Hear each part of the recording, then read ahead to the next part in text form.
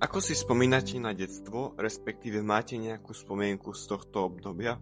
Ja si na svoje detstvo spomínam veľmi s takým, rada na to spomínam, lebo som mala pekné detstvo. My sme rastli tu na dedine, hovorilo sa na Valale. Všetky deti sme sa hrali teraz je to námestie, predtým to bola plocha, kde sme hrali všetko možné. Naháňačky, my sme to volali žmúrky, ako na schovávanky. Bolo pred domom, kde ja som bývala, bolo volejbalové ihrisko. Normálne sa tu hrali zápasy, no ale to len raz za čas. No a ináč to slúžilo nám všetkým, že sme tam hrali loptové hry. No a čo bolo ešte ten potok, ktorý tečie prostriedkom námestia, čiže prostriedkom Valala, to bolo naše kúpalisko. To bol čistý potok, lebo ľudia tam chodili prať. To pekné, to dno bolo kamienky, také ako jemným machom porastené. Babky, alebo tety, keď prali, tak oni dali dosku, dali tie koberce prtkané, ako zachytili tú vodu, čiže tá voda bola hĺbšia a my ako deti sme tam šantili. No a potom už aj keď som bola tínedžerka, mali sme v kultúrnom dome, premietal sa film v stredu, v nedeľu. No a ešte k detstvu patrí film, kino v nedeľu po obede o 3:00 bolo detské premietanie, to bol zážitok, televízor sme nemali, no a rastla som na dramatizovaných rozprávkach v nedeľu ráno o 8:00 a v sobotu po obede boli divadelné hry, rozhlasové hry pre mládež. No a bolo zážitok toto počúvať, no a veľa som čítala. Ja som bola knihomol, ja som veľmi rada čítala všelijaké knihy. No a takto, že veľa sme počuli o tých starších, lebo ľudia sa viac navštevovali. K mojej mamke chodili jej tety, to prišli i 3, i 4 a teraz sa rozoberali tie príbehy dávne, príbehy, ktoré boli ešte za čias, možno keď tu boli grofy, lebo môj detko, ja som si stále myslela, že som zo šľachtického rodu, lebo môj detko prišiel z Maďarska. Nie detko, ale jak môj pradetko. No a tak nakoniec vysvetlo, že nebol zo šľachtického rodu, že si ho grof Sirmaj doviedol ako nejakého takého pomocníka chlapčeka. No a tie príbehy o prvej svetovej vojne, o druhej vojne, my sme to všetko počúvali, aj keď to niekedy nebolo pre nás vhodné, no ale zvedaví sme boli. Čiže toto všetko sa spája s mojím detstvom. Tie rodinné, také i rodinné vzťahy, i také kamarátske vzťahy mojich rodičov so susedmi, s ich rovesníkmi, keď prišla nejaká návšteva a keď začali hovoriť oni o svojom detstve, oni o svojej mladosti, tak toto všetko tak som jak vsávala do seba, že boli to pre mňa zážitky a ja som mala veľmi bujnú fantáziu, ja som si to vedela všelijak popredstavovať. Čiže detstvo som mala pekné. V prvej triede som mala pána učiteľa, bol to aj riaditeľ, bol to mladý muž, ktorý s nami prvákmi nacvičil Spartakiádu. My sme ako 6-ročné deti boli v Humennom na okresnej Spartakiáde. To si pamätám ako dnes toto všetko, ako sme to všetko nacvičovali. Školu som mala rada, aj keď som bola bojko, lebo keď bolo treba písať diktát alebo dačo také, tak som mala trému, ale išlo mi to. No a potom, keď som už bola v 5. triede, no ja som veľmi, hovorím toto, že som počúvala tie rozhlasové hry, tie dramatizované rozprávky, tak každé dievča sníva, že bude herečka, nie? No a mne sa to splnilo, keď som mala 10 rokov. Mali sme pána učiteľa, volal sa Andrej Klubert, ktorý bol za svojej mladosti bol divadelným ochotníkom a vo svojich pokročilých rokoch, jak už dospelý, bol režisérom ochotníckeho divadla v Udavskom. No a on s nami, piatákmi, nacvičil Snehovú kráľovnu a ja som hrala Gerdu. Mala som len jeden problém, bol ten, že ja som račkovala. Ja som nehovorila správne R.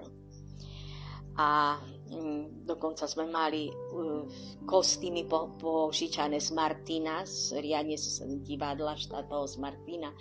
No a to bolo také moje splnenie mojich hereckých predstav. Milovala som hudbu, ktorá bola vtedy moderná, Neckáš, Vondračková, Matuška a všetci tí dookola. Počúvala som, viem, že sme kúpili také malé radíko nové, lebo sme mali veľmi staré a dalo sa naladiť Československo 1. To bola pražské vysielanie a tam išiel 13 na houpace, Mikrofórum, Kolotoč, to bolo všetko tá moderná hudba, zahraničná naša. Čiže na tom som dospievala a ešte aj dneska. Moje deti vedia, že čo ma láka, čiže dostanem kazetu Neckážových pesničiek alebo tak. Čiže vlastne, keď to tak zoberiem, tak som bola šťastná. Skoro som mala frajera, lebo boli sme, myslím, že štvrtáci.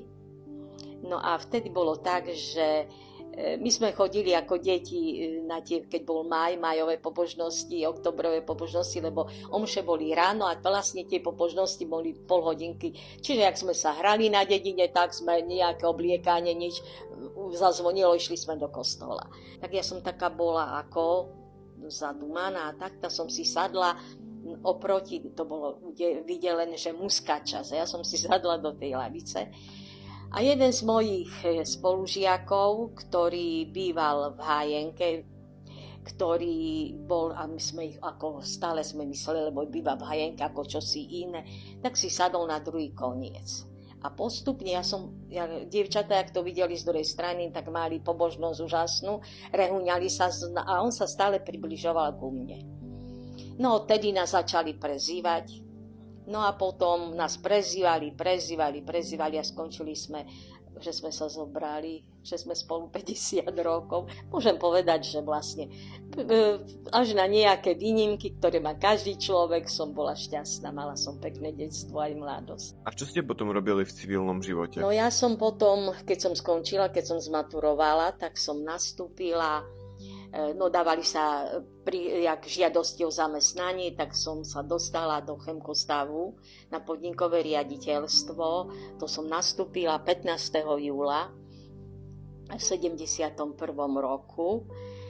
No a dostala som sa by som povedala takú jak pobočníčku k vedúcej finančnej účtárne. No ja som na tom svojom pracovisku trpela, lebo ja som si myslela, že čo si budem robiť. A ja som len také robila. Že odnes toto. No a stalo sa, že jak vedúci účtárne celkové, tak ten najvyšší vedúci účtárne ma asi po nejakých týždňoch zavolal, že ako sa mi páči, ako som spokojná. A ja tak prosto som povedala, ale ja nič nerobím. A on sa na mňa tak pozrel, no nič, no tak toto, čo si povedal, to si nepamätám už. A teraz prišla som do kancelárie, ja som s tou vedúcou svojou bola v jednej a ona taká potom po chvíľke, kde si odišla a prišla, dala mi takú kopu obálok, hodila mi ju na stôl a nič nerobíš, tak rob. Tak som písala adresy ručne. No a vyskytlo sa potom tu v Udavskom na lesnom závode a zhodou okolností tam robila moje mami sesternica, jak na účtárni, no ona, že sa uvoľnilo miesto, či by som nechcela. No ja som si dala žiadosť, ešte som bola vo výpovednej lehote, čiže ja som 1. decembra nastúpila na lesný závod. a robila som všetko, lebo tu nikto nevedel písať dobre na stroji. Čiže ja som bola ako z ekonomickej, nebola som na súťaž strojopisu, ale vedela som písať 10 prstami, tak. No tak robila som na podateľni, každému, čo bolo treba, som písala, vybavovala tak, chodila som na poštu, na bicykli som chodila do školy, tu som sa cítila dobre, lenže potom v 73. roku tu závod zrušili, už urobili sa tu len dve správy, dopravno-manipulačná a lesná, a závod sa premiestnil do Medzilaboriec. S tým, že vtedajší riaditeľ chceli, aby som išla do Medzilaboriec robiť, že dostanem aj byt, no ale ja som taký, jak sa hovorí, pudzikriak, no kde ja pôjdem do Medzilaboriec robiť a tak. No tak nakoniec som ostála tu, robila som potom ako jak účtovníčka, alebo teda čo také, to bolo všetko mzdy a také veci tu na dopravno-manipulačnej správe, to až kým som nešla na materské a potom som po 4 deťoch nastúpila naspäť, ale sa to nedalo utiahnuť. Ja som potom, tak ako lebo vtedy boli 3-ročné materské, tak som sa vrátila ako na tú ďalšiu matersku. No a bola som ešte na nich 2 či 3, z materskej na matersku, až po 6. dieťati som chcela nastúpiť akože do práce. Už mama bola na dôchodku a tak, že sa to bude dať. No tak som išla do Medzilaboriec, akože mám záujem, tak mi bolo povedané, že jedine do Medzilaboriec, no a chodte od malých 6 detí ráno o 5 alebo 6, no tak ja som potom dala výpoveď. Čiže som ostala doma, bola som žena v domácnosti, potom som chvíľku pracovala, zastupovala v knižnici v Udavskom, potom som robila chvíľku poštárku, keď bolo treba, doručovateľku. No a potom došlo k tomu, že moji rodičia, otec mal úraz, potom mama mala úraz, tak bolo sa treba starať. Čiže som ostala už ako opatrovateľka doma, no a až do dôchodkového veku. Čiže som toho veľa v živote nenaprodukovala pre spoločnosť, no ale tak to je, no čo sa dá robiť. Že mala som veľké sny, veľké plány, čo zo mňa bude, ale tým pádom... Čo vás teda v živote najviac teší? Keď môžem ísť vonku. Lebo my sme chodili stále tak každú nedeľu po obede do prírody, aj už v terajšom veku, keď môžeme vypadnúť. Že nemusím váriť, ale idem vonku do prírody, no a teší ma toto. Tie moje zvieratá. Takže, no aj tak, keď sa poschádzajú. Nás je veľa, že ja mám 15 vnúčat, čiže keď prídu, tak je to živo, ale je to, uvedomujem si, že niektoré moje deti už nepoznám, nebudem vedieť, jak budú dospelé, ale mám z nich radosť, takže. No aj keď sa tak postretávame so spolužiakmi, lebo ešte sme tak v kontakte s tými mojimi rovesníkmi. No a teším sa, keď mi nič nie je ráno, že môžem ísť do obchodu, pokecať s predavačkami, zastaviť sa na pošte a tak. No. Ako vyzerá váš bežný deň? Teraz už to nie je také zložité, no tak ja vám poviem. Ráno vstanem, keď ráno vstanem, tak snažím sa, mám toho v pláne veľa, no ale prvé, čo je pustiť hydinu, lebo oni trpia. Takto my ešte topíme, varím na šporáku, mám plyňák, mám elektrické, mám všetko, ale varím na šporáku, čiže rozložím v kuchyni oheň, potom pustím hydinu, potom idem do obchodu, keď sa vrátim, tak ja si ešte ráno zacvičím.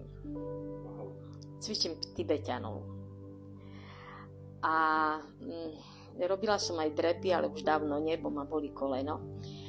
A potom mám taký rituál, že sa modlím za svoje deti, aj za svojich blízkych. No a potom nasledujú raňajky, ktoré sa niekedy presunú v škole po 11.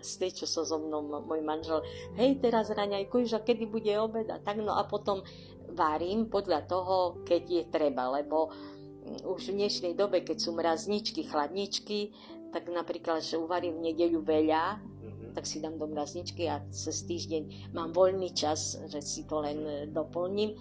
No a potom možno rada si pozriem, keď sú napríklad pesničky na českej televízii, dávajú tie staré pesničky, toto mám veľmi rada, nejaký ten seriál.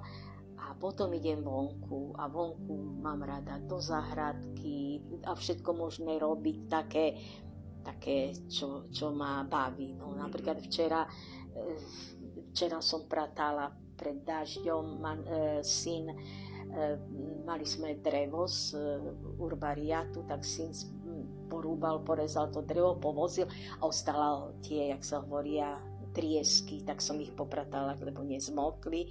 Predtým kosy, takže on kosí kosou ručne, no tak som sušila seno a odpratávala to seno. Čiže som sa vrátila do tých rokov, mojich rokov, ktoré som stále hovorím, že boli mojimi najkrajšími rokmi, keď sme mali krávku. Môj manžel mi splnil sen, ktorý bol mojim snom od detstva, lebo my sme nemali doma hospodárstvo, takže toto moji rodičia.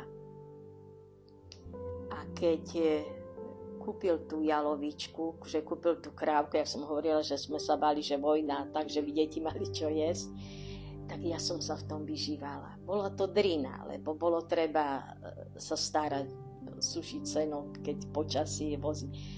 Ale hovorím, že ja stále nehrám divadlo, ale to boli veľmi krásne roky môjho života, keď som išla k teliatkom, keď som išla ku krávke. Čiže toto ma tak naplňalo a teraz presne pred včerom, keď som pratala to seno, bolo horúco besne, ale ja som bola taká spokojná, jak som ho nosila do bývalého chlieva, to už len taká kvopka, že tam si sliepky nesú. Takže takto a večer ešte, treba umyť riad, treba a upratať a tak, no už nie som taký monk, že musím mať všetko tak, jak niekedy, že som musela mať, lebo si poviem, urobím to tak, alebo tak, no takže tak. A ešte čítam pred spaním.